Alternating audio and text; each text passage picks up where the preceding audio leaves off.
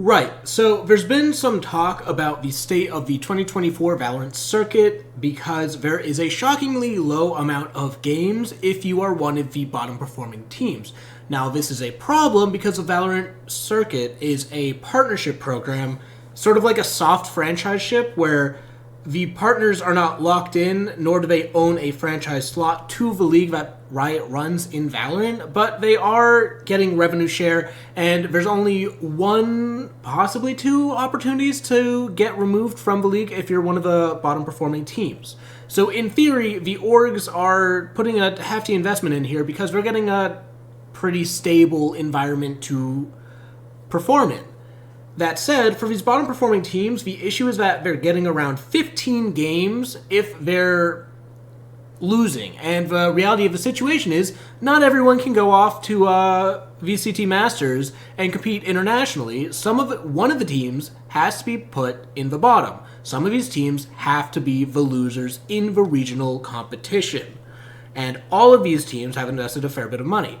And that got me thinking, well, if it's so bad that Valorant teams only get to compete in 15 matches if they're bottom performing, why not compare that to the state of the NAL, of Rainbow Six's closed league, and compare how many matches does the average bottom performing team in Rainbow Six get? If you're a player, how many matches can you realistically expect when you're dedicating, supposedly, your professional 40-hour work week, give or take, whatever time you spend investing in VOD review, individual practice, dry runs, all of that stuff. If you're investing all of this time because you are a professional Rainbow Six player, because we all let our players work professionally on this game at a T1 level because it's a closed league, these organizations are investing so much in the league because that's why we got rid of the grassroots relegations so that the orgs could have stability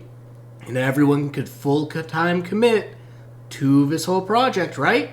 Operating under that assumption, how many games does a full-time Rainbow Six player get? The answer, let's do some counting. And I'm using Rampy as an example here, not because I hate Rampy or anything, but I cannot think of a better example of underperforming team than this org year on year if I tried in the NAL. Like, they have a prime example of just consistent bottom places. So let's look at how their 2023 season went.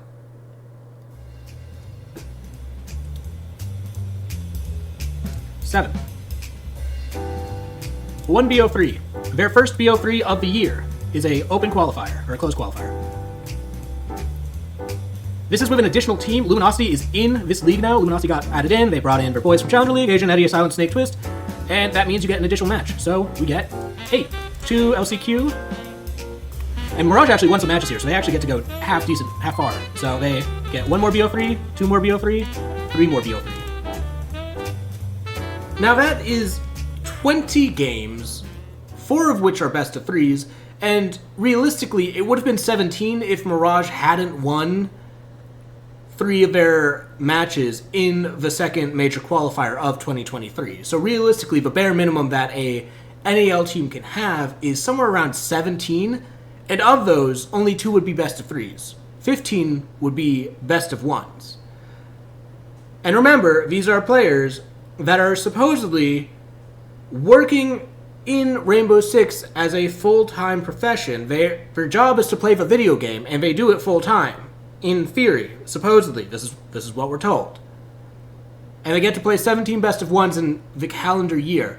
And that's not even getting into how hyper-compressed the circuit is with our 5-month off seasons. 17 games is barely better than Valorant's proposed 15 for the underperformers, but what you have to remember is that Valorant at least has best of 3s. So even these underperforming teams, they at least get to, flex their map pool a little bit. If you're a Mirage, you don't even get to flex your map pool. You play best of 1s for 90% of your fucking matches in this circuit. And this is a problem because the NAL, the closed league that we have in Rainbow Six, is supposedly closed to provide organization stability so that they are more willing to invest in Rainbow Six as an esport. You The theory goes is that when you have a franchise or a closed league, you shut out the grassroots movement to some extent, and yes, you can still pick up players and maybe 2 or 3 from tier 2, but you're never going to lose your spot as a Mirage. If you're a Mirage and you're bottom performing, you're not going to get relegated for a reality TV or a Karn & Co. You still get to stay in the circuit, and you still get to rebuild again after placing dead last again for however many years in a row. And that stability is meant to be there so that you can confidently invest more in the scene.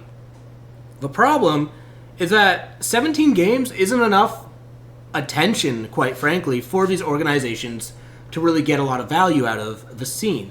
And even if you compare this to past Pro League seasons, for example, Pro League Season 11, you can see that we have significantly less games. Season 11 had around 14 best of ones, and that was notable because at that time you could see some coaches, like I distinctly remember BKN complaining that having more matches would be too detrimental to preparation. Of course, he was also on Dark Zero, a team notorious for counter-stratting, so he might have a bit of a biased view on that topic, but the idea goes is that there's a point of critical mass where there's too many matches and teams cannot prepare, cannot practice to improve, and kind of get stuck at whatever level they're at until at the end of the season. And I can see that argument. I just don't think 7 or 14 best of ones in a season, in a stage, is that limit. I think at the bare minimum, best of threes are very realistic if we're going to have this few matches per stage, which I get it, best of threes are a different conversation as far as Rainbow Six is concerned, but it has to be a realistic talking point at this point in time, because what is the NAL providing the organizations? The stability that the organization had to buy into in the first place? Well, the stability to get shown for a minimum of 15 matches a year? That's kind of whack, bro. The NAL and just all the leagues in Rainbow Six are a bit brutal. And I think there has to be a real look in the mirror of what is the Rainbow Six ecosystem providing.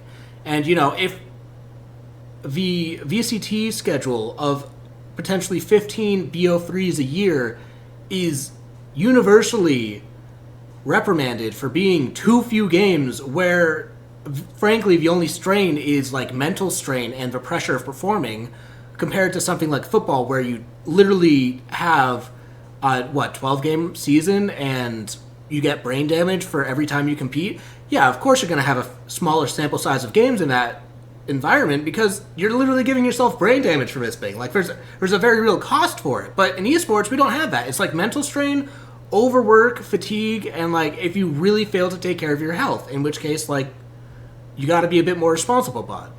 So in this environment, if 15 games for Valorant is too few, but they're all best of threes, what is the perception of Rainbow Six's circuit with 20 games and 90% of them being best of ones? Let me know.